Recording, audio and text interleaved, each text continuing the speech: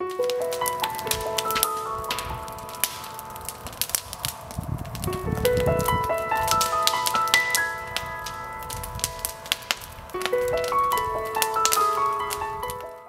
Wheat Fire is a wall mural of 36 tiles made of earthenware. It measures about 2 by 5 feet. I want to show you the process I used in firing this piece, and the fire dance was smiling that day. At the end of the video, I'll show you the outcome.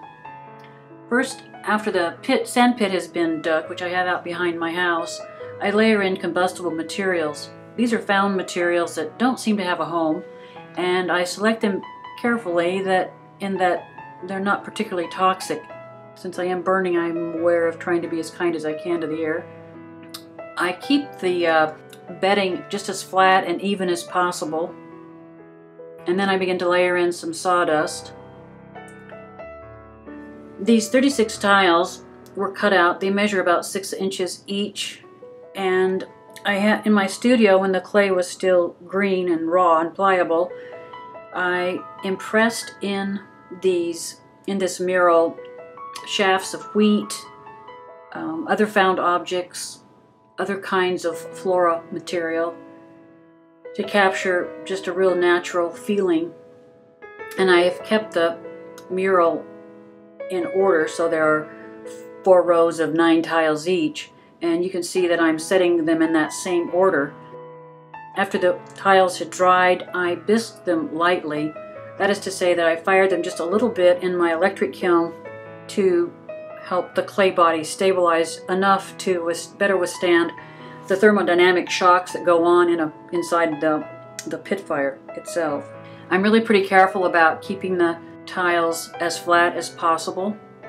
One of the things that can happen during the pit fire is cracking, and so I'm really pretty careful about keeping those first layers super flat and the material combustibles densely packed. After the tiles are all in place, I experimented this time by laying on various items. I told you that I had embedded wheat to capture the impressions in the raw clay. Out behind my house are some wheat fields, and I have a lot of volunteer wheat that grows in the back field.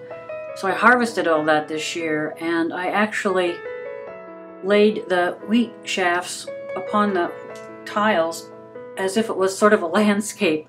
And you can kind of see in one picture where I've drawn a line using copper carbonate, and then I lay the wheat shafts in various lengths on top of that. I've also embedded bits of sawdust and different kinds of wood shavings that I save to be used for these kinds of special firings. I also used salt lines and steel wool and even some copper scrubbies as a way to sort of vary the effect of the smoke and fire as it interfaces with the clay pieces. The other thing that I did in a unique way for this firing, I love sand dollars, and I have decided to use those as a symbol to kind of honor those people in my life over the years that have meant so much to me, and they have passed on. And so throughout this mural, I have placed these sand dollars in particular places, sometimes over the interstices, because I find that really adds interest when it's all done. So here I am just building up the landscape with all these combustibles in particular ways, thinking about how the fire and the wind, and the earth will all interface. Once that layer was pretty well done, I tried to keep a lot of the wheat bundles toward the edges because I wanted there to be some gradation in the final product, and so I packed things densely in some areas and not so densely in other areas. So you can kind of see that it looks like one sort of landscape, and then I start building again and with more fine sawdust to sort of fill in around the wheat, and I work at filling that in, and I start putting in just really dense bundles of wheat, and I start choosing combustibles like twigs and bark and cordwood so that I can get a really hot heat. A few years ago, we had quite a windstorm here in Walla Walla, and I walked through the park and I collected quite a bit of bark. I'm just very intrigued with the shapes of this bark, and I decided this would be a good way to honor the death of those trees, because we did lose a lot of trees around the Walla Walla area. And the other thing that I've embedded here, David and I had a favorite uncle who passed away, oh, it's been almost 10 years now, and one of the things that he would always do every time we go and visit him, each autumn, was he lived in central Washington, and he would cut out swaths of red maple for me, because I love the alizarin crimson tones of that vine maple. And he would always cut some twigs for me, and I have saved those twigs, and I guess it was time for me to finally move them on, and so I thought this would be a good way to honor good old Uncle Clarence and my favorite vine maple. I also love to use pine cones.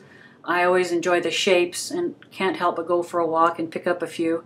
But they also work as great ignition bundles because they have quite a bit of sap in them, and so I usually use them near the top levels of the piles of burnables because they ignite so well and send out some really hot, intense flames.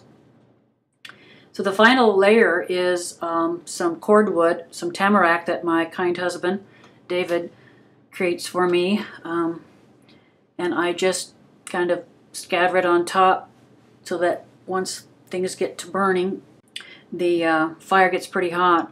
I forgot to mention that right underneath the tamarack are layers of pine needles and leaves that my good friend Will, who helps his dad with yards, collected 2 big old bags for me, and so Will was helping me out with collecting combustibles, so that's the other layer.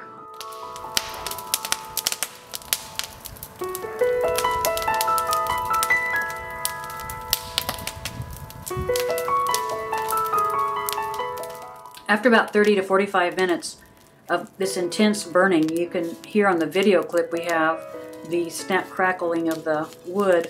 Once it starts dying down just a little bit, I feel that it's time to set the pit fire into what I call reduction, and it's simply a time when I start making it difficult for the fire to breathe. So it starts working really hard to get oxygen, and that makes the heat a little bit hotter and more even throughout.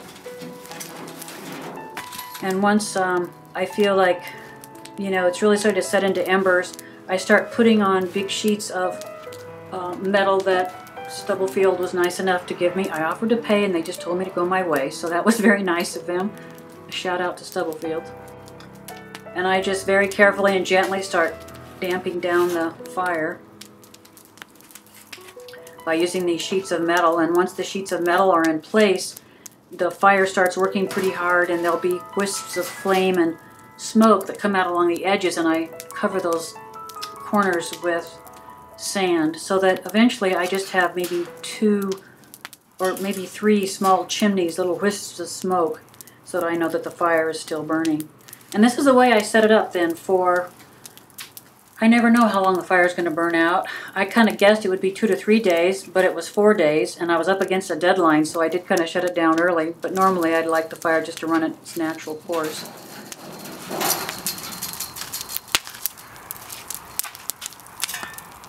So after 4 days, I shut it down, and then within the next day, the heat was down enough that I could actually dive in and start collecting 36 tiles. And each time you choose a tile, or you drag a tile out from the embers, you just hope that it hasn't cracked. And after 36 adrenaline charges, making, each time I pulled out a tile, I thought, oh, and each time it wasn't cracked. I just felt like, like I said, the fire gods were smiling on me.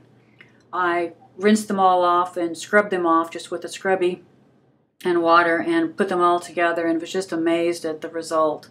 The fire dance smiled. And I think you would probably agree with me with some of the natural organic lines and segments and gradations. Those rich tan to brown black tones, and then the areas that were blocked with the porcelain bits or shells or the sand dollars, I think are just exquisite. So I hope you have learned a few things about the process used for interface, earth, wheat, and fire, and I appreciate your interest in the project.